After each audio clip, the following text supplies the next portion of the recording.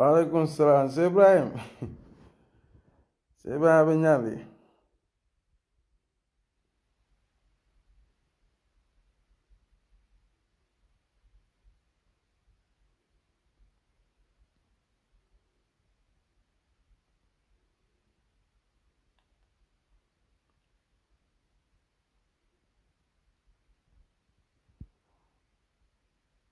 الرحمن الرحيم ألف لام را تلك آيات الكتاب وقرآن مبين ربما يود الذين كفروا لو كانوا مسلمين ذرهم يأكلوا ويتمتعوا ويلههم الأمل فسوف يعلمون وما أهلكنا من قرية إلا ولها كتاب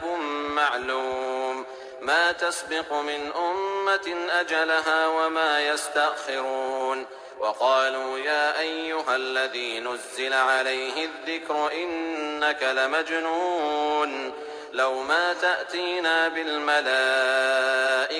إن كنت من الصادقين ما ننزل الملائكة إلا بالحق وما كانوا إذا منظرين إنا نحن نزلنا الذكر وإنا له لحافظون ولقد أرسلنا من قبلك في شيع الأولين وما يأتيهم من رسول إلا كانوا به يستهزئون كذلك نسلكه في قلوب المجرمين لا يؤمنون به وقد خلت سنة الأولين ولو فتحنا عليهم بابا من السماء فظلوا فيه يعرجون لقالوا إنما سكرت أبصارنا بل نحن قوم مسحورون ولقد جعلنا في السماء بروجا وزيناها للناظرين وحفظناها من كل شيطان رجيم إلا من استرق السمع فأتبعه شهاب مبين والأرض مددناها وألقينا فيها رواسي وأنبتنا فيها من كل شيء موزون وجعلنا لكم فيها معايش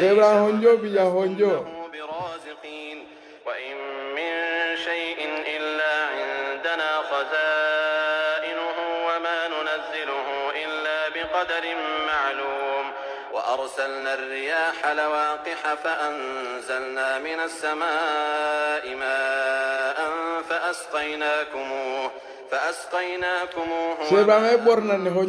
أنتم بخازنين وإنا لنحن نحيي ونميت ونحن الوارثون ولقد علمنا المستقدمين منكم ولقد علمنا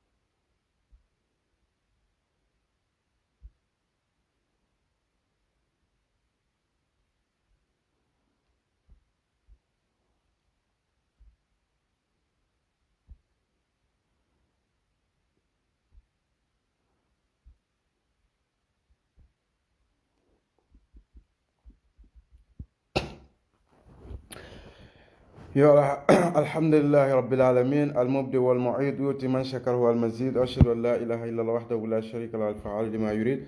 وأشهد أن محمدا عبده ورسوله المبعوث رحمة العبيد وعلى آله وأصحابه الذين قضوا بالحق وبه كانوا يعدلون وبعد mbe ala tandulan na atando ko lambe sallaki la sallallahu alayhi wa sallam ate anala bunton kol mum be anala saibul alladhina qadaw bil haqq wa bi kanu ya'dilun minul tataka kiti to nyaka woto nyaka tarake la kiti al kundu min sabata kitabu ni sunno rabbi shrah li sadri wa yassir li amri wahlul 'uqdatam min lisani yafqahu qawli mbe mbadin misil mol be kontona momo be dawda ani be wato minto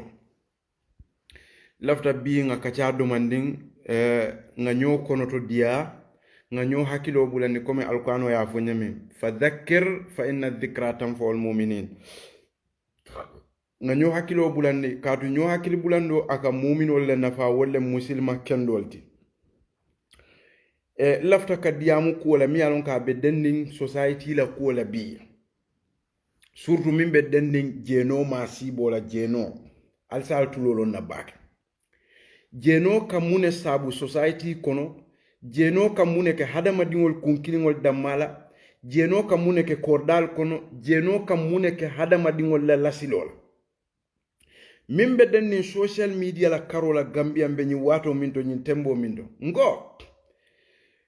ntol comme musilmol leti ngom musilmol leti de annun katla fulale nite koy musilmol ti wo musilma ya kono shartol lebe lari ka wajibatol lebe lari te kan dino yete yamar min nenyanta kala anaye fatande minu lenyanta ketuje bari mol sa kata bake ye to nyafo nyin ko fo mi yam findindi nan birin le ngamra tilisa batilina ni tilululu koma fonninke dola vie audio findita wala alfa dola audio findani musobe diamola je alal tulolon min natam balafa nga wala kumbatu nga woto tuje min natam balafa biri wokko findita nga molle je nata safero ke social media facebook ol to lembang dol yafo audio to mfawol tulo ya moy whatsapp ol to e kinyana kaje ko nyimu nyina personal quality hey ali nga bula ka bataro fasa nko misilmol ali nga bula ka bataro fasa nim moye kuo ke mi alon ka mam betea ni mo misilma kendoti aya mari kullo kono ha na man so wala man son kullo kono as aya mari santo mo betulo ya moy andu ye moli silandi wo baro la ko atenyi minketen pour mo kata ke kotek malon fal kan ko moy bakel wallahi nin aya tra momo kaminke la balwo kono personal kuolem tennu mashaykh shaton di fa mashaykh te kawando kala tennu alate annabiyo mol fango kila na moli kan kadu momo ite personal kuole soto e kaminke wo muitani ala temalt nduite aje ko nyanta kawkele kawandi te kala alquran te jila kitab ni sunnata fola ita annabiyo kila nan tol kan pour kan kawandi kan silandi ala la min data ni min manda dadu munem momo kaminke la personal kuolem malon fo kumo mi yalon ko itol fon ka fo yalon ne ban foy malon ha kaburat kalimatan takhruju min afwahim yaquluna illa kadhiba ha so moli se hakilo tu baake kuma kan wala min ka boy da kuna ata misil mo ne bar min fango jawuyata kana wo mari ka fasa ka lo afe wo kuoto komi ay minketen wo mala personal ko di bar wo man jaro fo ka findi ka fasa ka lo afe wo kuoto komi anyanta kila le fon wo mu wolti ha wo kumo koto mu wolti kaje ko nyin ay nyimin keta nyanta kela ngo moli mi yalon koy kawo fo wato wate alka koli misali alfangolla biri badi ngolem bang foy famalem bang foy bamalem bang foy binkilem bang foy wulu nyollem kenne o birana rakila sallallahu alaihi wasallam kan ka nyinin ka jeno la kitiyala ako kila ko munen jeno la hukmot walla ko kila ko jeno data le famanda kila jabi minna kila ka tardali ummik foy be dunya la le bang yake bama la bang ha she bake mo kanyine fo banna karamoma bake mo fati hafizahullah wara ako moma hikma soto min tambita kila sallallahu alaihi wasallam tolbe wolone moma hikma soto kamoli kumandi bunya kono londo kono daji ko kono kawando kono miyalon ka tambita kila sallallahu alaihi wasallam barbirin kenni onata ka nyinin ka jeno la kiti la kila ajabi bil ikhtisar e kamin fo ikhtisar al kalam tayyul maani ay ajabi wala ka enko atardali ummik foybe dunya la yake ba mala ba jabiro ko to mumunati ba hani nto dunya la foybe dunya la yake bare musola ba hani nto dunya la foybe dunya la yake la musola hani nto dunya la foybe dunya la yake binkila bang i wulu nyol la bang i bari mba wala bang i koto wala musola hani nto dunya la kila kenni woni jabi wala nya bari misiri moli kana loy silata alale kasui kasali bari musol bebulu bamali bebulu ibinki wol beje ikafo ikalo mofe kawo fasa wo tulungo ke kawo fasa ka karumuna na tulungo nyinge ala personal kole maaje ko anyanta kila la yake ni hat tumomina hada madingol tara fonka balu nga foko nyimuna personal le dingaje ko nyanta kelale ngaki nimbeangol ma nyodan fenna de amanke beango fanam bele ka tulun kene bato te mol be ka jede beango dolbe je hani be tulun le buke je ke ma bole wol famu beango le se ko adama dingol ala man tangala tulun fon la basibo banin tumomina moli tata fola bango ka foko nyimunyi na personal quality anyanta ka kele andu to yata to mu misin molen wala ko kuma wala koto mumindi wala munyindi ka mo fasa bataro ka be minka woman ke society fawni misil mol be kando ni maslahati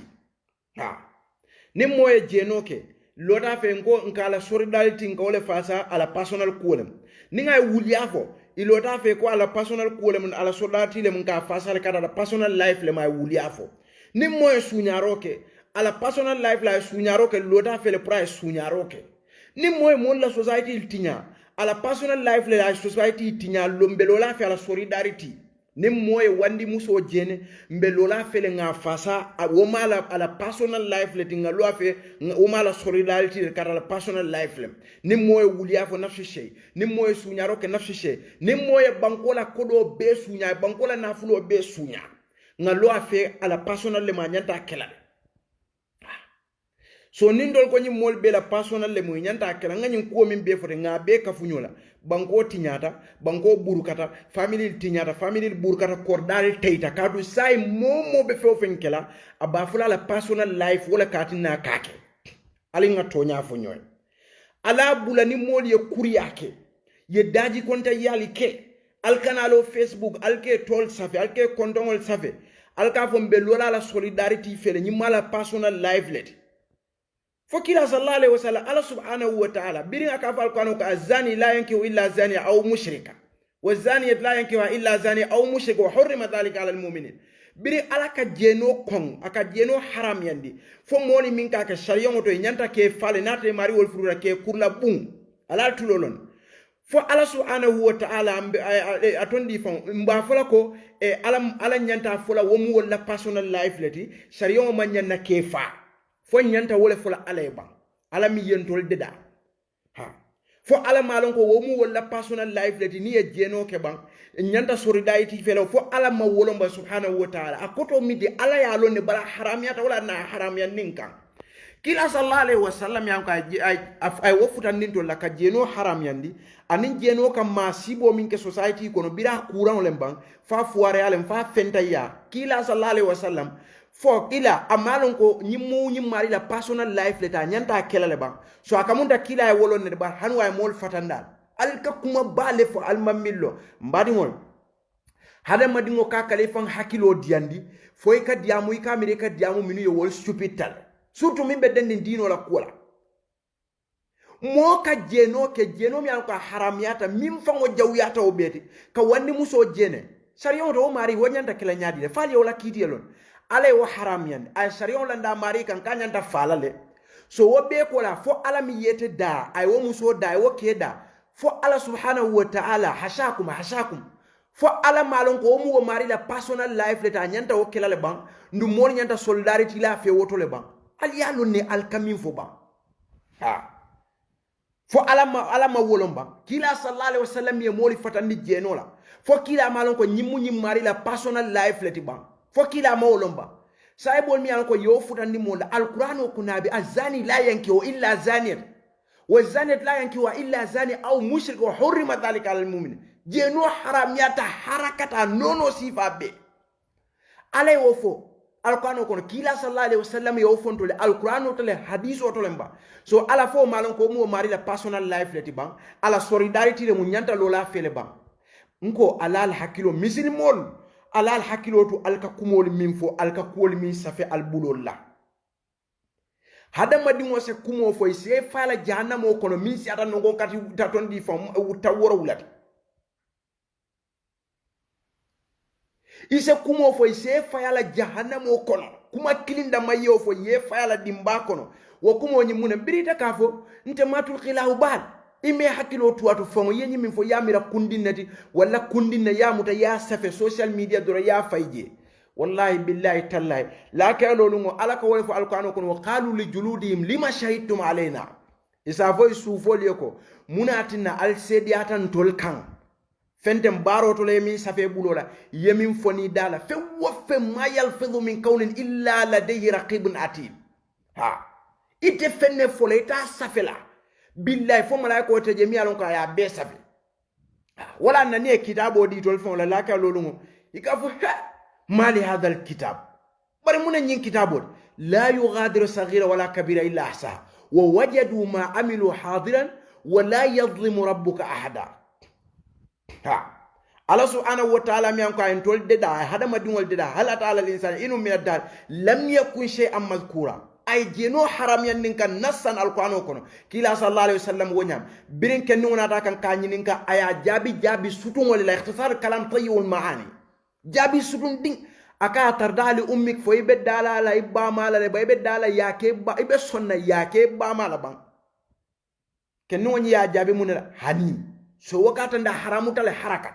anu alqur'ano bila be jeno la haram yando fula be jeno haram yanda alqur'ano ko ako wala taqrabu zina innahu kana fahishatan wa maqtan wa sa'a sabila bila be jeno haram yanda amma fu fal kata kede ako alkata sudiya la fan ay wole fo alkata sudiya jeno la fam fere bila be jeno haram yanda amma haram yandi ko ay ñun kudol haram yandi ñaminde ayata haram yandi kon kata sudiya la feren wala taqrabu alkata sudiya moye jeno ke for example wa mari nyanda kata tubo se ala fewla pour ala tubo mutal alma ala yam fa mobe ite kana lo kene baado ikaw fasale fana e minke ika to safe ko mbe sori dali malika fu angale ko nya mbe sori dali tala comme mbe lola fele kata la personal life le mala personal life fobiri ala ka fa alquran ko wala taqrabu zina الزاني لا ينكح الا زاني او مشرك والزانية لا ينكح الا زاني او مشرك وحرم ذلك على المؤمن ala malon ko personal life le tele wolo itamin ka wasafe ka fo facebook o de ka fo whatsapp group o so fo ala ma wolo kila sallallahu alaihi wasallam bidabe jeno la masibo fo fa ko kenni ngoy ko foybe sonna yake ba mala ba akay hani fo kila malon ko mu wala personal life le ala atondi fon ala humanitarian le woti ala democratic le moti fo kila sallallahu alaihi wasallam mawlomba al ka kumol min fal ka katal kal hakilo to atu baki kuma kili yafo ya safe bulola ase fay jahannamo kono mi alon ko sanji wuli jeli yeta dingo kono duma man findina kuma kili birin kila ka fo kuma kino mi alon ka be mo fayla jahannamo kono amma fo ka mari be kala kafirolti wala misil mode amari e kumo nyim fula ma hakilo to kumo nyim fon anyina tala fereng ko atene ya safe facebook o tole kombe solidarity la kari fele ala personal life le ma nyanta jeno kelal yetare la sumo ni la salol ni la jakabol ni la ko bela balu ko ne be misilma le be dino fasaka la kare ye fani na ala ko barite inene ya safe facebook o le social media iko lota mole fe a jeno ke fengo mi alon ko nga haram yandi te ya halal yandi nte ala ya haram yandi ite ya halal yandi andu ite ko mari wo mo wala humanitarian leti wo mo wala personal life leti ala democratic leti be hen jahannamo ko no taje alquran ko wasifa ala ko an tahbata amalukum wa antum la tashurun alla baro be satra buruka ka tal ma kalamuta ala man be tankala wala jeno mu ku jaw balati mo ni ay ko ke na se kafu nyawo nya ina mu badin kilinti nyawo nya ni ba fasala fasa to nyaka mo ni min fane alon ko e kanyi safe ite be pati dole to nyimbe pati dole to so ndena be pati kilin ne wala na nyanta lola fe ka fasa wote itala kafo wo moli kan wo manke kairot amman kairo fana yitande patinye ni ba fasala afasa ni be politiko min bare fo hani bataro min nata ye ba fasala o kan wodo sa akonya alman kafu pati ko fonto de altol kafu da fon kan yo fasa bataro la kan nin ayatara ite mari ka fasa ibuka fasa fen kama fo pati ko mbe walla de so ite min fana yalon ko ika bulala tete buka bulala fen kama fo politique ko ite fana mantra dina ko to wala moli o jeno nyim bulete mantra ko to de ite laftale ka mari to tinya ka to atenila agenda mantra kukila ni la miro mantra kukile bandila la miro be kukilin dron ifana be de la fele be sonnale ko wonno ya fasa nyame altol be mantra kuto altol be mantra dina ko to mi ya fasa kaje ko anabe pati kilin ne ani mi ma fasa ka ngaibe ala kato anamantra pati kilin banabe ndolla pati do mbasudala kan altoli be mantra kayra kuto altol be man balan ko nyinna de altol be man ko kon al be man balan ko nyinna altol mo fulo be la miralo to mbe won bar ni nyen kusi fa keta kilin lafta misal kilin ne dilaje mi yalon ka ketate moto sonna ni foning akete ba mala ba flale ko ala personal right le woti ba ala humanity ala democracy le ibida problem ole boyla akam wala malo etra alla suokon ni bari musole woti nafsi shay alla ka bido be satara malulin bari dara finde safaro ko facebook de ka foko nyimmu na personal life le da jila nyanta kile itete wo folade kata ke bari musola wala ya ke ba mala itete wo fola al nga kata nga tilinga tonya fo nyoy moni min yalon koy ka ko siya politique ko kama wal mantara society la dedala ko to ka jenoni haram yande hanide wala ftale jenoni yetenden kadu nyina personal kolem ala right lem pura ke ala fon mawolon kila fon mawolon kaje ko nyimu nyina humanitarian andala personal life le nyanta soride al di la fel woli mallafi nyin tulmoy bode minul fana yalon ko iba ngai be ka ko nyina kadu munem atawtara bodan to la pati da pati dole wondo won ni nyunul be asal hako bonye wo mu buku sumunalete itol be manta dina kuto e manta jenola bay kuto de itol be fansun nafa la ko le no ma banko kan alsal trolo na bakede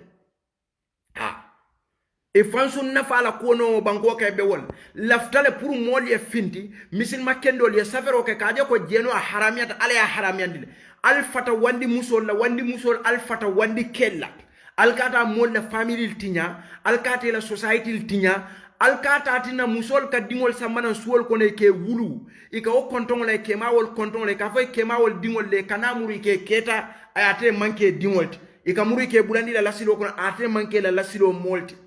ali nga tonya fo nyoy wala mkuoti ite mari nyanta min fola ye politique ko fon be bon niger billahi wallahi tallahi moli mi yalon ko ye safero ke facebook o do ani ya fo whatsapp o do kanyi message o ki wolle ninyin kenno way nyimin kete na ya ke bama leta fin la ya fo ko be ila so ala solidarity dem anyanta lola fet ite o fola andu ita safela na ya ke binkila ibbi atondi fo i kotola musola nafsu shay ibari na musola nafsu shay binkila ite o kele bari musola ite o kele ita fola ko ala personal ko le ma nyanta ka kele personal ku ndo la dino to ye ya marmi ne nyanta wala ka ma ataakum ar-rasul fa khudhu wa mana'akum an fantahu walam de ya ayyuhal ladina amanu taqullaha haqqa tuqati imtithali awamirihi wa ijtinab nawahi wala tamutunna illa wa antum muslimun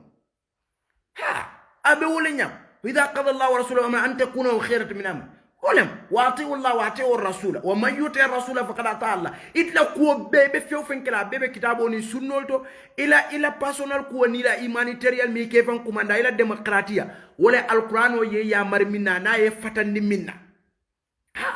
ولن ذلك الكتاب لا ريب فيه هدى للمتقين الذين يؤمنون بالغيب ويقيمون الصلاة ومما رزقناهم ينفقون أولئك على هدى من ربهم وأولئك هم المفلحون إن الذين كفروا سواء عليهم أنذرتهم أم لم تنذروا إلى آخر الآية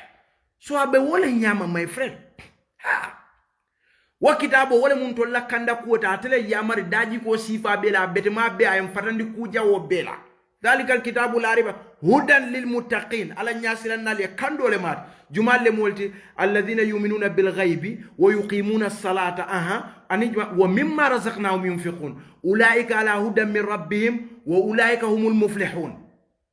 انتو لا ديمقراطية بولتو na personal call be wolto na ku kendo be kado alquran kayra wo kayra misil mo alquran en tol ya marabel anno ala ko ma sabaka min asanatin fa min allah wa min sayyiatin fa min nafsika ku kenne misil mo soro balu kono aw atondi fon wo bota ala le bala ajawma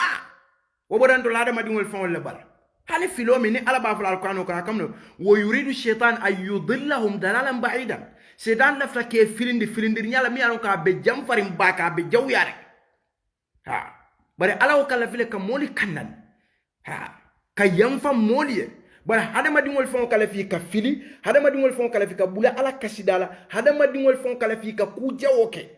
eta sonna yawudoli jibe bamba musa la mo bire musa ko inna allah ya'murukum an tadhbahu baqara yamuna fa qalu atattakhina husa qala a'udhu billahi an akuna min al-jahilin inada nyinin karosian udu lana rabbaka yubayyin lana ma iya innal baqara tashabaha alaina wa inna insha allah niso fi mala wulere wala koy mala jamfama hada madin woli kata foy ka tawi ka bani israilan ko le femme halaki fo nyin tawla ya ko al sal hakilo to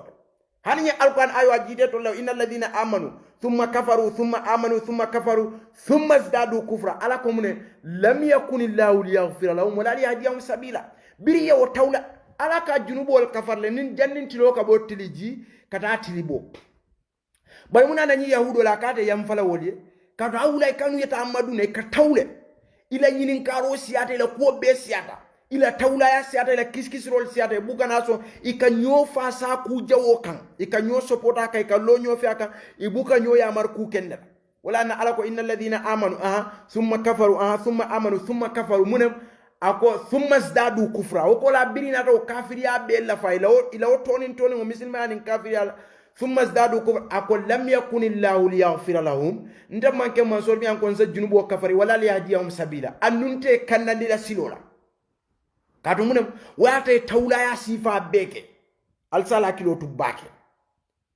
mon mi an ko ite kana safe yalon ko ite ngo hasibu anfusahum qabla an tuhasabu Umar ibn Khattab kam radiyallahu anhu alal fan konti bo janni bal konti bo fo nyin na nyin ken debba mala mba safela ko nyi mala personal quality an nyanda solidarity la fele ala personal le nyi mala humanitarian le na yake ba mala ite o safela na yake bingile ta safela na yake bar musole ta safela na yake la musole ta safela malam falka nak mo moy bakel alkata nyo fasa bataro kan ha أفتؤمنون ببعض الكتاب وتكفرون ببعض فما جزاء من يفعل منكم إلا خزي في الحياة الدنيا ويوم القيامة يردون إلى أشد العذاب وما الله بغافل عما تعملون ngo ala bula alka nyo fasa bataro kan alka sonko do lalbuka sonko do lango ntol mantra janka foko momo mi ye febo mbe wala fola ni ala isam nyam febo la ngafonya ni no febo nta fola wo nyambade haninta yusuf kungo ngaminke ntol be ya maro ko ala info kila min nka bara jawol kelen ka mistake len kanka ila akhiri nka la filen ngake mo kendol tinga mo kendol kanu bari ku jawo na yesoto wallahi la mo soto na yafo unsura haka zaliman aw magbuman manon fal kam moy bakel ikata mo nya kono jibe to nya ala min fo kitabo ni sunno alquran ni so wofo bari de ka safaro ge ga fo ko mbe solidarity la nyim fele nyim mala personal life le sa la fa bango fo bele tinya moli ka sunyaro ke ka bango la kodo be sunya moli ka lo afe ka fo nga solidarity afe moli ka jeno ke nga solidarity afe moli ka kuo ku nga solidarity muna altol yame ni momo ko param nga solidarity afe ala personal ko le nyinda yake yama bango fo bitano le bango fo abitano le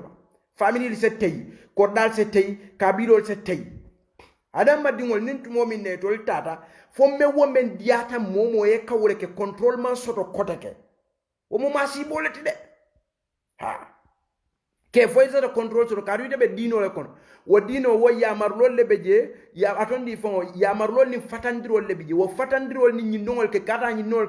ke fo kata nyinol ke fo isa wolle ke ha fo isa wolle ke nyinno ma nyana kila nyinno nyanda kila nyinno ma nyanda kila sai wokola ite kam personal kule fo ha fo ala yentol yamar minna alquran ko kaje ko komin jeno wala taqrabu zina alkara sudiya jeno ala malon ko ni ala samja ye nyinke ala personal kule mala demokratiya le mala hurriyat ray ala hurriyat ta'bir lemba ala personal kule mbang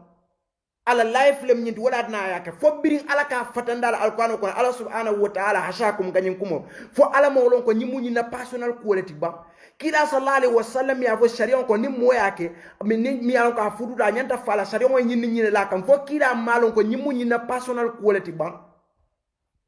fo kila ma wolon ba mbadi won saya kamunde ta kana min fo itale mon la personal kolon jeno la karola sunyalo la karola fanya fo la karola bangola tinya la karola surtout mbe jeno min fond akamunde ite la longo jeno mu personal quality amari la humanitarian ala right lem ala democracy lem katambi ala subhanahu wa ta'ala la anin kila sallallahu alaihi wasallam la ba hani ala min fond yete adama dingo deda ala ta'ala sal inu min adal lam yakun shay'an mazkura mi yete dede man ke fem fond tinu anate ke fenti ha fo itele wolo woti bang itele personal ko ni humanitarian lo woti bang wo be han wo nya ala tata wo haram yande alqur'ano kono harakat ha kila sallallahu alaihi wasallam info ken ngoy wolam atardali ummi ko be dalal ya ke ba mala ban jabiro suduma mu munati haninta sonnala wallahi mo mi anko be ka safero ke facebook o to science ten iga fo be sodila tira ni muso fele be sodila tira kenyim fele ila personal kolem billahi wallahi tallahi a dim muso ata sonna mo ya jene ate findi social media fo nyi munyi na personal le abama ata sonna mo ya jene a findi social media fo ko ala personal le ma binki wonya ma wulu momu momoti ya momo ja ko nafika ya ko safi imaka la mola imaka binkila imaka bari musola imaka la musola imaka bamala ha personal ko ite wollone ala ya mar minna alquran kono kitabo ni sunno wala personal ti nyanta wala kala ha ala me ya mar minna ye fata wala ye wol tuje ay ya mar minna ye ka koy min tuje ye o tuje balu mo kanalo ay nyin ku jaw ba katan oke ala nan algol man kusoro albe wo ko nyin konna nyami safaro to mo be findi social media ka tanni ko mbari musol ko to ma keliye hakilo to ni whatsapp ol ni mobile to ya hakilo to telephone to whatsapp ol lemban whatsapp call lemban whatsapp call tanon temban facebook ol lemban ye hakilo to ni ma wakata tawasul ijtimai ye hakilo to je ka to ni wonta be society tayla ba burukalale moli nyanta findle ye wasifa leke malon falkan na kuma moy bakele ba mol nyanda fin la yo sifa leke ye findi social media ye bari musol silandi ye bari nkel silandi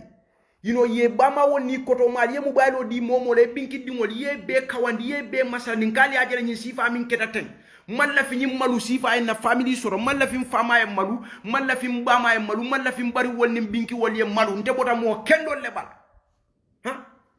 num malo kila sallallahu alaihi wasallam ka al haya la yati illa bi khair malo buka fensa man fo kairo ha num malo fana mi sobatu min al iman abe liman yala tun ko dolle kono malo ku bale mati yewo sa fe social media ye bari musol la friend nembang ikoto ma wolle binki wolle mbang nkwali ajere nyi sifa ke ha man la fi nyi sifa e dunna family ko na e keje kotake man la fi fama e malu man la fi binki e malu bari musol lafta ali ke kendo le sura ali fudu ke kendo le ndoko ma ke lafta ali woli le wulu ali alquran tankala le wulu ali en sutura lafta mo kendol kanam bari musol nyini suwo ko ne ke futu wala nyanta kala fasa roti bari hanide nyanta fasa lal de nyanta kelaten ha kunu nga video min bondi kanyin ko diamu je komi nyin ken no nyin min kete mbadi ma dobe je atebe political party dolet nka example le faleta pour moli se hakilotu ibadi ngol mi alon ko nim ko kete nyanta finda ka tonya fasa ngo ali ngatra ala nin kila la kuoto kitabo ni sunno to fes ngana badiya muto kay saje sitano so abata badiya nya lota kitabo ni sunno le folo kan wala fisiata fengo be anu badiya la nyanta lola wala kan na man lo kan femman soto kotake malon fal kam moy abu jahl mi alkato moy amr ibn hisham fo alto malon ko umar ibn khattab bari mumele mune ku yandi nyin dino abarin ne mat abarin kono to mat mune ku yandi dino kila sallallahu alaihi wasallam afama dinina abi lahabit mune kuyandi nyin dino son kam min fo jam follow pour ake baklim fa kilinti badiya follow ta lo kitabo ni sunno kan wokola alla badiya na lo kitabo ni sunno kan ago ken no mi yenyinge akondo mu songolet nda mu songolet ngo nda yusfanin to nyana rante mu songolet mu fatilet mu dramelet malo anin juma mu muhammad leti be mu jawnelet mu jawnelet mu jawaraleti mu mal ma belet mu mendileti atondi fo mu toñani wonata ala tulolo nade nte man konton soto toñala karol fewo fen nada kitabo ni sunnoto nte yusfa man konton soto wota nin konton minti woto na sonko mu wote minti wala kitabo ni sunno ala e mune fo nyin kiti to kila e mune fo je wala nda konton ti je ha wala nda konton ti jede ako ha nyime nyinketen mbadi male mo nda konton mu nyine anda be nyin blaka ni blaka ngay wala fon ya tinna fon mbe fintla nga moli masale ndala ko la bake anin ay nyimin kita ko la jawya anin ka moli masani puri kate misal ni mo sifal ha wala fon yat nambe fintla ha nga mba ko nyim fulalde barita la nyim fonye ka fasa bataro kan imanke abadinti imanke atondi fon nin aya traita sifal benna ntolla family kono walla nda konton kono ntolla songo kunda konton te betiano mo kendol te siano la je kadu munem ibe kelala ko yahudol ka nyo fasa ku jawoka nga fighten akana programme o jibas keno abina jibira tulo ba moy ndama nyolo baraka konton mu sonkolet nda bodla fo nya boda so min ko nga jelo ne so kata ndiko na mu songore nte mu songore be mu badin kilingon bari nga nyine fa ni ata songo kundan koli bebe komi itebe nyami ko de be mo kendol bandandol la famille konol de kadu woton be kala yahudol le kanu la yatana auna munkarin falu la bi sama kanu ya falu ngo nada nyini nganga ko ite bari muso be suwo kona konya ngai ninye nyinke bari musola foi be lola fete ne ka fasa akonya no bari alo ata nyinke no lantela sital tanin tani da kuma saka ko kalabu kalab ngai mallafa ke bari musola e mallafa ya ke ba male mallafa ke bingla telefono kundun tuloko so aliye moli je kanyo fasa bataro kanyame ala problème fo be daminto wala nyinti ko ni ayatra konton kundan ka do yake nda sinano le ngafo wala te mantra pati minto ni wala moya ke nsinano le ngofo banni moya ke min bota songo kunna manya na kaf ngo jeno man betea ita yake bota songo kundale bay bota munto kundala man betea andu ita sonna moya ke ba mala ita sonna moya ke musula ha mol se hakilo tubake mol min yalon ko billahi momo ya safe facebook oto ko itebe solidarity la nyin karle fe ala personal ko le mutayeta delete la facebook oto yela whatsapp o nyin delete ta ye ala dana yela junubo nyin kafari billahi ila nyin safo dama ka jeno dandi anin ka lo mo fe mi yalon ko ay jeno ne ke mi yalon ko ay sariyon la ko to ni sariyon la kay nyanta falale ala tulolon yeta ala dani wo junubo la pour ay kafari ka do munem ala ye fengo min haram yandi te mari wala halal yan wo mu shetan na barolti shetan na numba tenol le kawke ha min yalon ko ala ye min haram yandi tol ko halal yandi mo buka ke fatra shetan ya ala na fodunga kungoto la te futa shetan na shetan ya place oto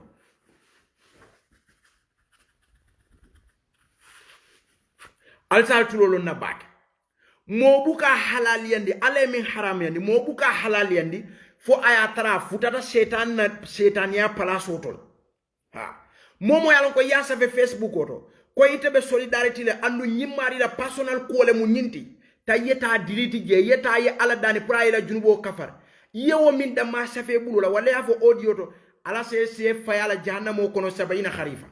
ha ase fayala jahannamo kono 70 kharifa ini la baro ni la sumol ni la jakabol besina alkiyama ala lo ya fo e ko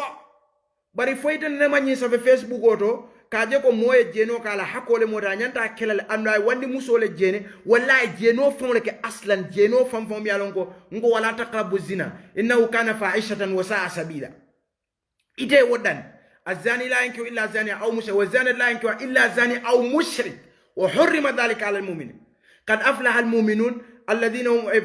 قد أفلح المؤمنون الذين هم في صلاتهم خاشعون والذين هم عن اللغو معرضون والذين هم لفروجهم حافظون لفروجهم نياتو يتركي نياتو التانكا على بلاك مؤمنون فمن يالون كوي غانيتا أي نينون لفوجا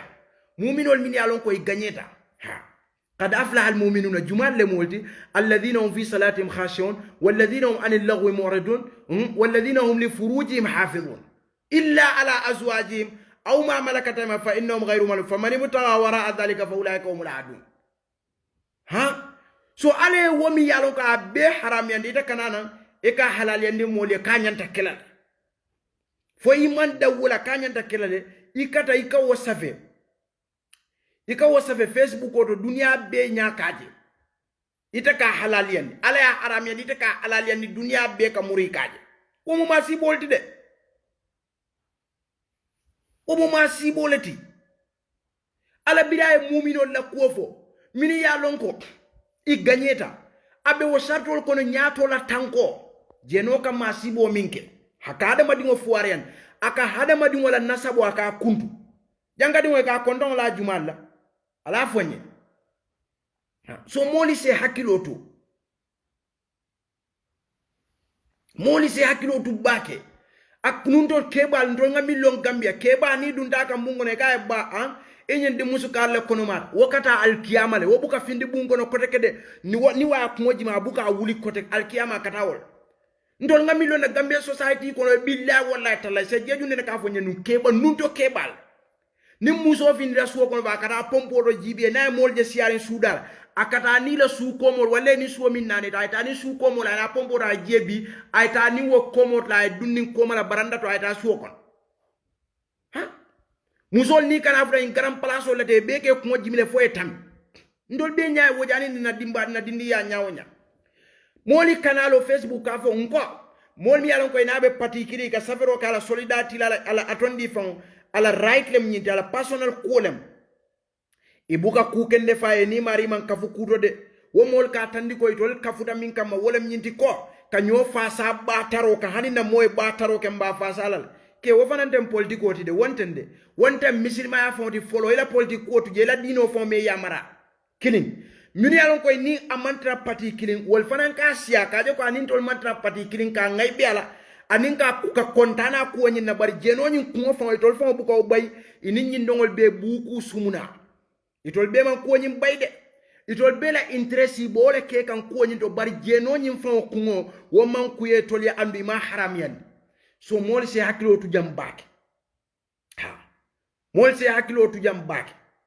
malum fal kam moli se hakilo tu woto bake ali nyim politique fuuri ngol bondi hani dina ko kono alke sambana je aliya bula lakra lo no ite mo nyini kala foyde be atondi fon UDP le wala foybe MPP le wala be GDP le wala be PPP le ite nyini kala wala be politique ko be nyini kala wala min lakalo lakalo lo mo be nyini kala min natumo min ala ko fala ansaba bainahum yawma idhin lasilol fo man soro kontom man soro sako politique ko I kontongo fo man soro nasab man soro kotak nasabo wala dambe man soro ha alquran ayo ko fala ansaba bainahum yawma idh wolungola jawne teje muhammad fele jankaf nyoma songo teje drame teje fati teje fenge teje hani aliyalo ne min soro taba faman saqulat mawazinu wala la kabiloti wala la siyati mu mannin kolti wala faman saqulat mawazinu wala la mannin kayati imu jankolti faman sakulat mawazinu lem imu arabolti imu sarakuleti imu fulolti imu manjakolti imu karoninkolti imu mewmen ila faman sakulat mawazinu wala kontongo ni dambet wono faulaika humul muflihun anin fam wa man khaffat mawazinu faulaika alladhina khasiru anfusahum fi jahannama khalidun talfa wujuhum narhum fiha kal ba alakam alam takun ayati tutla alaykum fakuntum biha tukadhibun atani ayo beka fo alkande balka be fanyandile قالوا ربنا غلبت علينا شقوتنا وكنا قوما ضالين so janni wobe kala alta nko ali moli alkano karan kandole be moli je nka nyimim bebo misili moy be kan kila sallallahu alaihi wasallam kam fo alay al dingol londi alkano e londi ni fengo be moli be kol min fo la lakira ibe kumbol min kala alkiyama ibe nimisol min kala be min be kala tu abebe alqur'ano kon so foyde mari alkano karan birin sa ye kawandi walla ani jahannama dunken e kamune fo maliki ha wana daw ya malikul yaqdi alaina rabbuk malika fa innakum makisuna alte fala jang albetula jang bini ko malika fa alayim fa katu problemo be dami laqad ji'nakum bil haqqi walakin aktharakum lil haqqi karihun al jamaa be jaliyo to nyakon ha moye jeno ke moye masiba wulon ka society kono jeno ka society tayla ka jeno kam masiba fula samana society kono wala jawyata masiba ti dunia aka kurao samana killing aka fuara samana fula nin kurao nin fuara ni min ko society min kono pam hani chinese wala minu la economic changa yolle samana gambia bangola economic tita kadu fuara yale be jorla jani kurao ni millionaire kodo babul ala ka woyangan kat nyaadi aka kurao la ka wokodo aka tule jaralo la fay fuara kurao sifa bese findi society kono mol talo na mun kuran sifala jeno le kawoke ha dinol sina suwo kono ike kulli ike konton la karde i dingoli fonten sakoy konton fonten jeno le kawoke moli ka wulu ila wulu el kake ko wulu i dingol kasiye buka baraka dinno sanji fula soro saba nani tandro akalo afama kundo ka nenga ka fo min diata bakira jeno le kawoke ha so ite alay wa haram ite kanalo kene bato ika wasafe bulola ika foko wala animal right le wotala animal right le ala humanitarian la personal kolem nim personal kolem fo ali amira ala be annabi mol kilana mol kan ali amira be alquranul jindila ali amira sharia be lola kadu momo la personal ko e bola kala wo personal ko ni hadama dingol yo ke ulaika kala an ami balu ma dal sabila mbe balula ko beengol ka badu nyami ngo nim personal ko lem gambia jumale ba ma be ko to leta fay alti fleka wol to wulu ba ka taraje musol wonni sunguri nol ka ku ika sene ka kurtol ni dorosol ni kurtol dunga jumale bo kala gambia wo fana mo imani right da lake jumale bi da jonko to ike sene anin kaytola jumale bo kala wo fana mo imani right da mu wulo ina ka domoro ka dulakile ikara kambano kuma ne ba ma e ka sunguro di e ka aton di e kala sunguro kuma ne fama e ka kambano di ba ma ni information ka da soro wala animal right human right ni democratic ni personal call fo allafta wala nan to la society kono ba la wa alf kalla ndolle musol la akol dir ha musol al alta gharb la qissa kara ali ay be musol tarte ka balu fil gharb nyaadi le ni yiri so may ni buka domoro fon ke miran kilingo fon kono ha ye musu jelle reb dunya la ihsayato be birin sekun wol wokete muso mi reb Yugoslavia banko ka min Mussolini woni Czech Republic woni wasol be banko min ka siata musu million nanite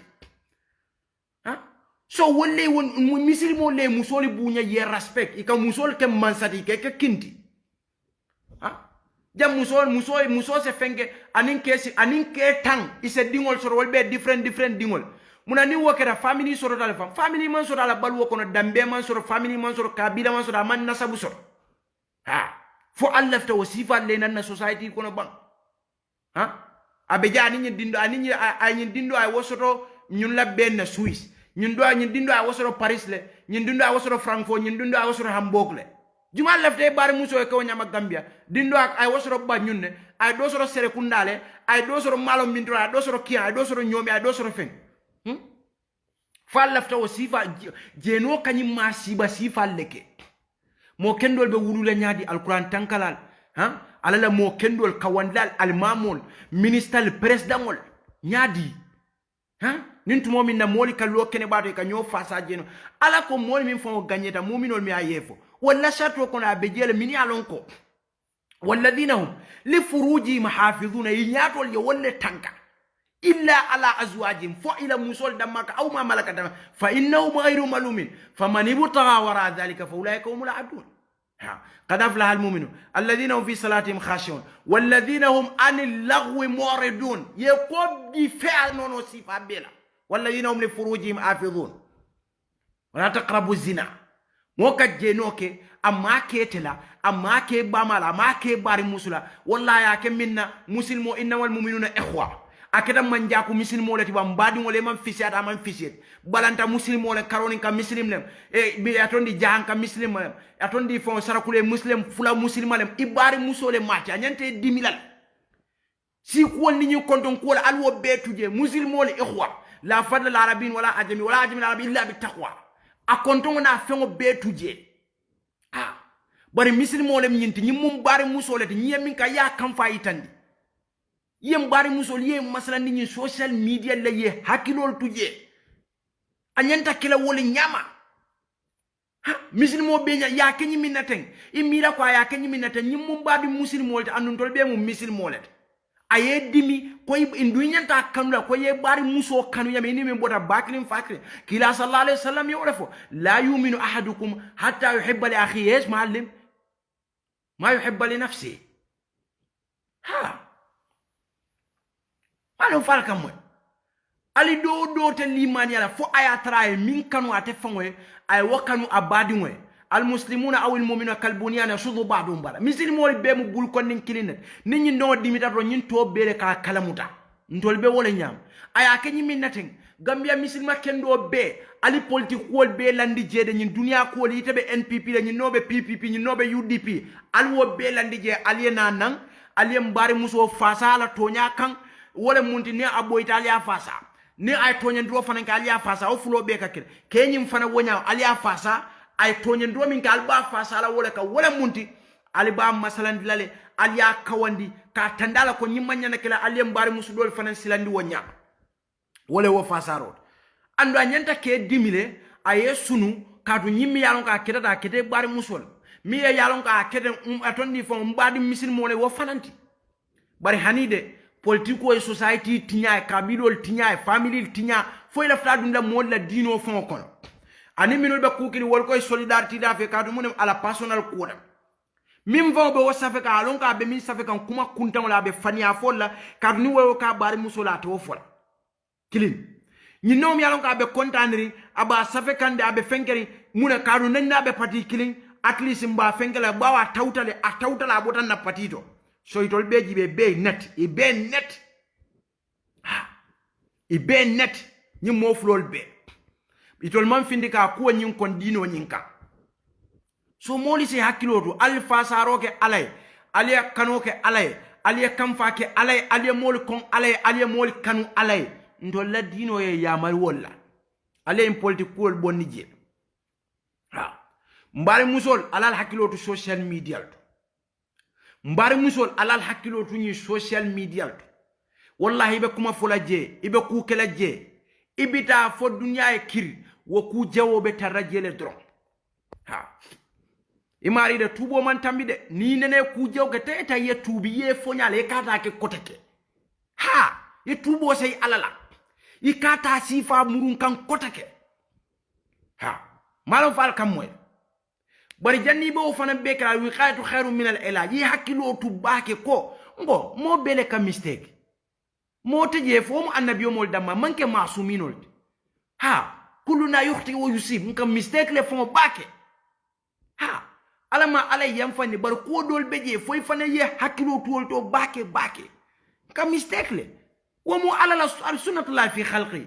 fo adama dingol ye mistake ye kuja wolke ala sila junubol kafariye koma be hadithul qudsi nyami baru amange o kam be tawla le kakede kuja wo min ka fote wo be kala mistake ko konon ka wala fo bari ma fo ya udo la kuja wode ka taw ka ke pam ka fo ala fo en tawtala min alladhina qalu samina ala fo ko hum la yasmauna wal mamoy ha samina wa sayna ngamoy le bari mbanta kala woli mawol fo de hani mawol fo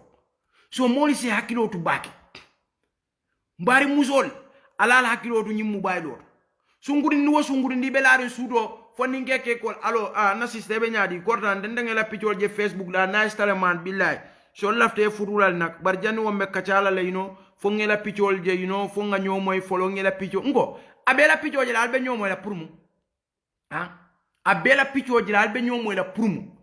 ngamrak alla gambia fo kiata lal nene ya kiata rokel imoflol be sirin aka akaf nyoma doyo ko ndela sunguro problem de nana tan bungono nka sorry aka ko ndela sunguro problem wolti nana tan bungono say almale nal bunya ani ko mba sunjol mala ka podla wuru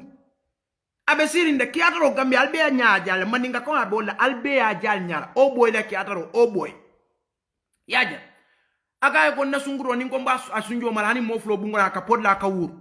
so ala bonyi waka ko o aka etema loki aka ndela sunguro ni wana rana bungo nka dulal be mala fon ka fan tumbula karta deiri nka balo be mosi akay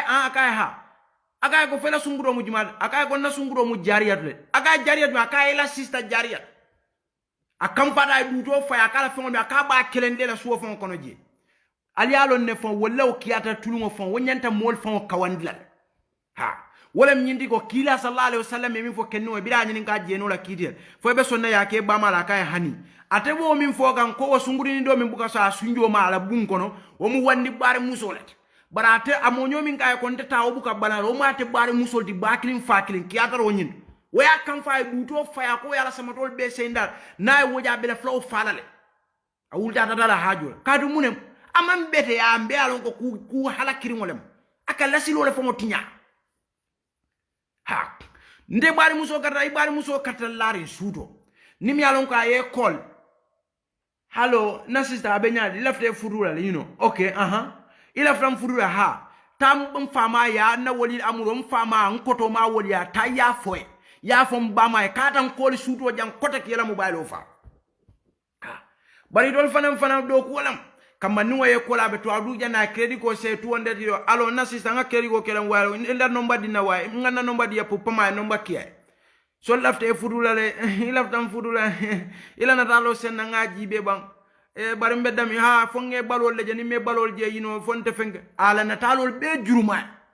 ha ikatra wuli nyama de yena kumas ikatu nyim fimu kuntan jibel min bidunga na fengera ko sunguro nyete be lari nyadile ina tali ya kinyana mba lafte nyim fenge karle kinyana nga jibe ba ninde me sunjol fon ni baro la stroto yente futula ha karu lafta nga wolle bidun sungun no fana mbafla akina ngo mom yalon ko ina mambo sate kili malo inene maji fon wobe to awduite be Afrika mubai loto tole su sate be alla sate be nalbe tole mutola nal tambita wala alte tole sodla albe tole le nyini kan ni al tambita wala alte tole son imalo ini nyimmi fon ka diamu mo sifa le fon yela na talo sifa muta ye be kiya na wol jibe abadara da sungu ni dol fana nyin nani bol be sila ka fa ngale inche peja ajiba na talo min kinyana nyama lante bata futula nyin doftale anim boy dol le fana kata nyim musu furo mi alon ko ngangay bo beej atafo be le frin kata mo ken dole nyini de bare ko min nidi al min kata ta suudo na be kideri purina e kata ye ngay bol tandala fan so rodam male bare futu ko ate woto de hanide ide muso min fangoni kel ka diamu suto wo time na foy kela na talol kiyem ngo na bro de te fon yalo ni wonte musu kennet afama bi ya bama bi ama foy ta wolia wonte futu musu di wotu je o bula je de tay ka musu kendo nyini min ba fle tam fama ni ba ma ya ba balo be sutra ta ngai be kile bari katara jele fon foy man futu janni dol be futu le nyanta min be kele ka o be foy bukana futu so e kana audio le janyan nim fuduran ko aje fimo do tene fimo nyim fon kinyana yo kiay ngaje nyunul ka ke nyami mfana mbakela wala nyama nga woliyel wulu nga quran tankala wulu nga almamol wulu nga minister wulu wol buka wulu ni wasilola ngo ni wo fon ibo kela fon la sam la iftaradna hanata fa albo kela fon kadila musolem fo fen data li le sai hanata albo kela na manke kanani muso komal nisa ko harsul lakum fatu harthakum anna shitum yajel altol nyanda kuwa min kela bungo kono alman fudu fa fereng alga o seni nyoy telephone to munira audio to killing imalon falbe fudu al falte fudu imma wala ha fula nyaw ini nyi muso min be diamolo walle tan kemi be diamolo o mun to mole tani mu mo sifalam so bari kemi fo an ko yele na talol ke priate la structure je be lori nyami sunjol le be lori mikopo ka ma dalle la tenkulo le ka ke bala fenkol so atemete kanu dino kan komi di at kila sallallahu alaihi wasallam ya funyame fadfar bidati din tarbati yada dina tiyata esedda ame kan wokamal wo sunjol ni wo datrol mi an ko be lori be nyinyare wati kundune ni sunjol boyta datrol maneta dimbal nata do abida jibela wolbe minna eta wolnyin bido tabe tarafe bungono ni abata ni diamo fon la hebula e sambela molia kadu ni dia e nyini wala kam ni millionnaire jibe ba mi model musol mi alon ko ika million leke bala jatol bala enin kel min ka futu ni la futu o meta karkili ha kadu mune mu kewo balol minje ni di ale man tambi 10 minutes la nasia so ni o bande buke hati kote kada la flamin jela wala la flamin kela o be kala la makala muta kote falma wolo wala na futu o futu aketa muso ni di adam mala kama muso ko le be la wala muso ni ke fana na fen ko le ya nyaba kanere sika siso le be fari ni no fana sunjo le be fara be lo kurin ni wole altol bula futu wala alte la futu o jibe abuka tambi karfula karsaba ha nata mitaw ni muso wuluda o sunjol jita wala al halo yele mata do manni bitungo wakatale fayta do nyi mi yan ko say wo fana sunjol na fen ko lota comme itabe e jato ben nyaminno wonne ne buka wok ni dia musu fudo abalo le nyinya wo buka wok de ha nintu mo bi neta na bota la ran fon ka ta silo kan tamanta mo la sate kono ay musu dole jede ni wo fana na strotol nyinya tete al halo le lo kuteta abalo le nice akara fula lafta walla ha bawa timanta fudu kura manta dimbaya kudo ate woli wukulu kura manta family organize kudo adate family kudo adate dina kudo musola diani muso balo Kenya ate bo da male noma so ate kala fle musu fai wo Kenya londro so ni da fudu da osivale ite fotale de ite mankuma ite fotale ha muso ni da ka fudu ke pura la kesa sisol na la fenkol wolle kete ta keva ne ko ka muso fudu para datol na sunyo na fenkol wolle kete ta wo fudu obuka tammi karfula kar sabal ha fudu o puru aliye woliyer wulu aliye dinkendoli wulu ye dina muso so mi se dingol ni fenkol kulu muso na e dino so lolu ne ka kanu fo jani lu mi be fal kila jibe ala muso kanu nyami Aisha jibe umul mu'minin ni lumo lu nya boyte la muso kan aye pare wolu ne ka kanu kata mikunun ni nga ta lafta la dino la kan bayde man la fala dron fo 10 minutes ko le laran ko lafta balo le jedo banda ha ni sungu no balo be bar nyimbe nyam nyina so nyinka jimlek nyimna jim jibe nyina fenkol jibe ngola nani modelol mi anko alkeje america wol nin dulalto wol kam million wol leke bala jato da ma fay ka bayol mindun komi ka min adjos i balol bala i kam famali ta tondi fon i ka tajmilo mi ka amali tajmil mi ka ke balo bala i ka 20 million wol ke balo bala ha ni tade le ihsayatol jibe bala jibe ka fudu ke jelle janni be fala musu kili wol dolbe yesiel fon janni ka fta sanji tanna wakata tanin ke tanni lulbe adu nyobul ha kadu wo millionnaire mi fanan kata je kata balo la jibe ka sunjo na fengol jibe ni na e karkilim fulake ka fasala le luwolu ina be laranka i ka fasala le ni di alam duina ka min ka fu ni di a 10 minutes abu ko si so sunjol ni fengol le saya ka fasala be problem ndinke do na social media ayala muso bula problem wala so fal buke je blal to Instagram wala ni blal ala muso bula na problem wala so bidu kadda yusol fanan taraje be commenna misil mol fon ni be kuyare oh munatina nala wife divorce tele c'est very sad man very sad misil mol e kam misil mol ta commenna o blalto wala ko ke sad ha so moli se hakilo tu bake mbari musol alsal hakilo tu nyimmu baylo kewo ke ye koli sudo afay katan koli sudo ko te gem famala no mbafel ha mfamala na kaf nyoma dole be sumbri no me aka ka lafta ani sungu no nyi diam da biri pareta silo kande biri pareta comme wo sungu no nyi ye pare nyami kata fon e wala fo nya ko nyi ho boy wo ye pare nyami fon a botan koto e man kuma me e badu pare aye pare lo ko nyi gangsta sungu no ke pare nyami a famala nomba le dia famala nomba so bo tara so kona be kontani suda ba ay nomba nyin kol pabi e nomba nyi sika kay halo jumala mu ide kortan ndi musole la nomba dina akoy koy ba kolla le kadu lafta la ngalon koy telem tapay mobile fa mfong la freno la kanyim fon akonye ha boy wo sunguri no yala fa bo nyama wo musu kendol ti de boy wo ngaw ko ngala pabi le soto ala pabi be serious in telephone da diam da fa pare la bari ma ay ka diam nga telephone fa wo gola ni cepe nyin nata nyoje wo kay koy de ka fonde lafta na le pour kam fa kay ko hani den dem kala fo sifa fo yata na parere eye bidam famale ani lafta na hani binte problem te yade ba tam fama ante ni kamani muka diam telephone ha billa wala sunguri no min ka faliyete sa aye murale na jida skula kata tafidor wotuma abuke mura fa ha anu sunguri no ni wotuma akabulano ake pare le kon normal sunguri no ke pare aka kurtol bele dum bari sa inda be tafidor na jida skula kata tafidor bari pabi nyim fonde na diamda konye ko yusunga na konye nta di musoli bele moti na di ni wala telephone ko ke nomba buka traje ha na kaf nyoma nya konya en ko li suto 1 2 ma fon Gambia andu dol bebe Gambia je so moli musol fana be nyanta katla yeke ko sunguti no be nyami nda to fola alhamdulillah bari ma sai mashallah aba kata kamba kan ngamna be amale fon be hisib flan nyawol to sai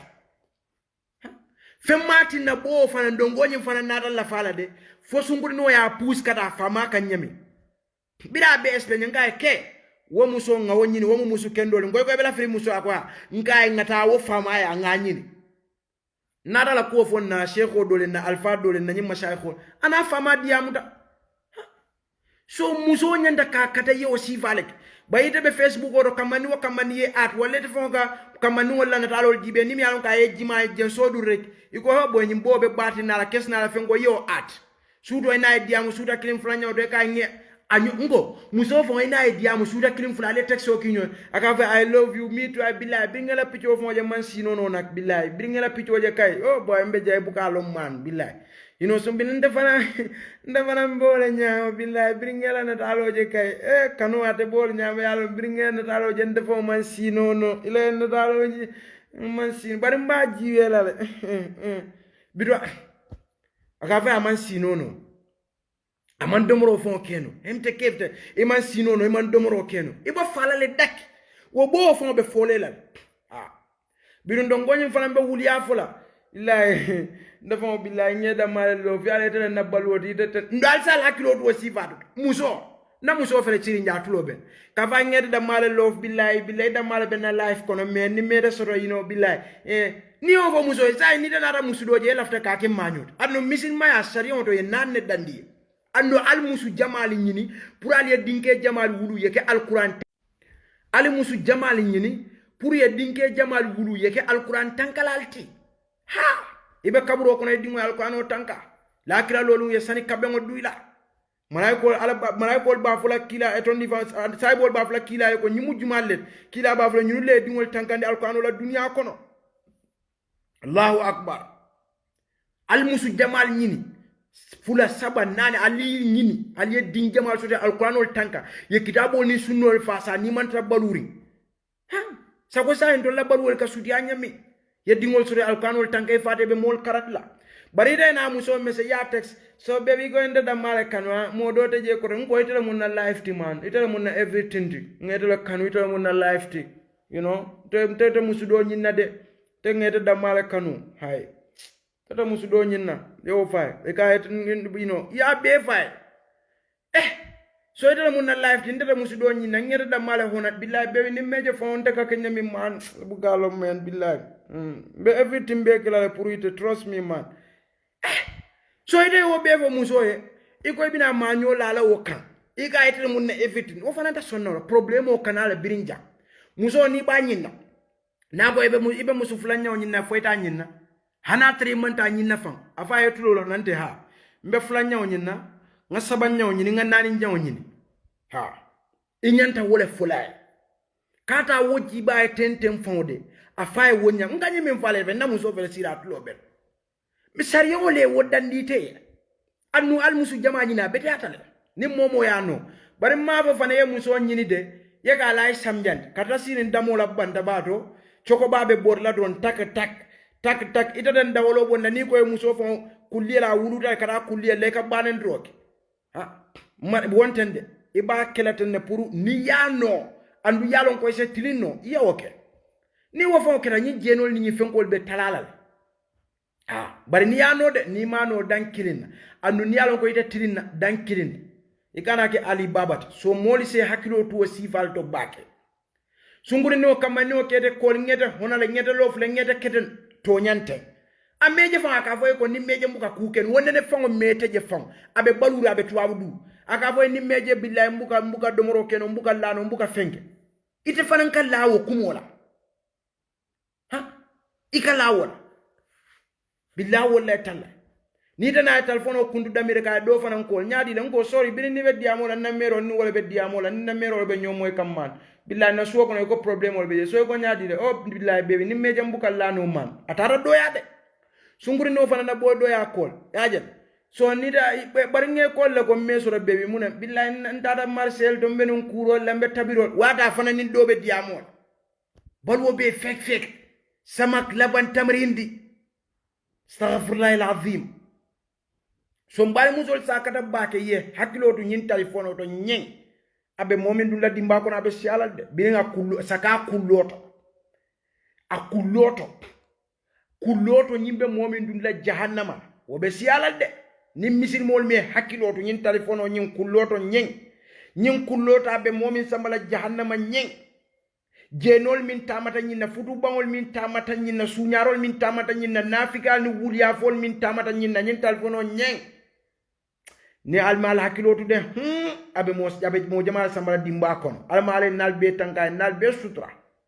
ay bebe ni tawfiq fi an ke mol mina ko kasila alale kulol ni bankelto mbari musol ninke ka laftela afayna ni alla subunda la kata sawnim palantero la wala koma silo ha bari imma nyin telefono to lembang atondi samak laban tamri hindi imbi I love you lo be meje nketate nem fengete mbuka domur abe abas kadib wuli alam to nyaade jede fan yale mate so alsal hakilotu baki musu kendo ito ko lawanini wakadiyam alkal baro la strochol kinyoy wallahi alazim ke woke muso min ke tawula biri woto atondi ila boyfriend ol fang masalandi wo muso la masi wala fa nyi muso man ka fudu muso dal wotuje muso fane ke o ke ja ila mu furen muso be a fo nyintem fudu keke ali jam fanyi wala ni nafte ayo waliyal wulu ani Qur'an tankala ni mo kendol moli sa kate tonya fo tonya fasa jenola haram ya mota halal yandi non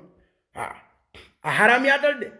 andu mota sonna yake ba mala ko kila sallallahu alaihi wasallam ya fonyame ning albe mol fasala ali fasa tonya kan ning albe mol kanula ali kanu tonya kan ning alni mol be kafula al kafu tonya kan ning alni mol be kuyala alni kuya tonya kan ali kitabo ni sunno folo landi jang alina badiya bulandi wono اللهم ارحمنا بالقرآن واجعلنا إماما ونورا وهدى ورحمة يا رب العالمين اللهم ذكرنا منه ما نسينا وعلمنا منه ما جهلنا وارزقنا تلاوته آناء الليل وأطراف النهار واجعله حجة يا رب العالمين اللهم اصلح الدنيا الذي وأسمت أمري واصل الدنيا التي فيها معاشي واصل الآخرة التي فيها معادي واجعل آية زيادة لي في كل خير واجعل الموت راحة لي من كل شر اللهم إنا نسألك عيشة أنية وميتة سوية ومرادا غير مخزن ولا فاضح اللهم إنا نسألك خير مسألة وخير دعاء وخير نجاح وخير علم وخير عمل وثبتنا وثقل الموازين وعقق إيمان وارفع درجة وقبل صلاة ووفر خطيئة ونسألك أولى من الجنة اللهم إنا نسألك موجبات رحمتك وعزائم مغفرتك والسلامة من كل اسم والغنيمة من كل بر والفوز بالجنة والنجاة من النار اللهم اقسم من خشيتك ما تحول به بيننا وبين معصيتك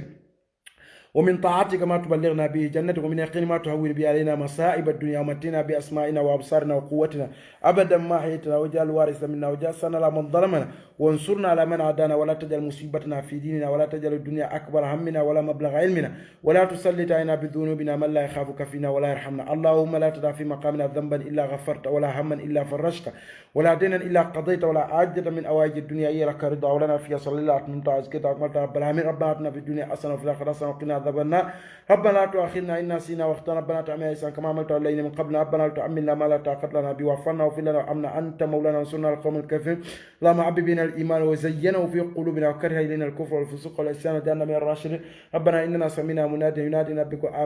أنا آمنوا بربكم فآمنا ربنا اغفر لنا ذنوبنا وكفر عنا سيئاتنا وتوفنا مع الأبرار ربنا اغفر لنا ما قدمنا وما أخرنا وما أسررنا وما أنت أعلم بنا أنت المقدم وأنت المؤخر لا إله إلا أنت سبحانك إنا كنا من الظالمين على بركة والسلام عليكم ورحمة الله وبركاته.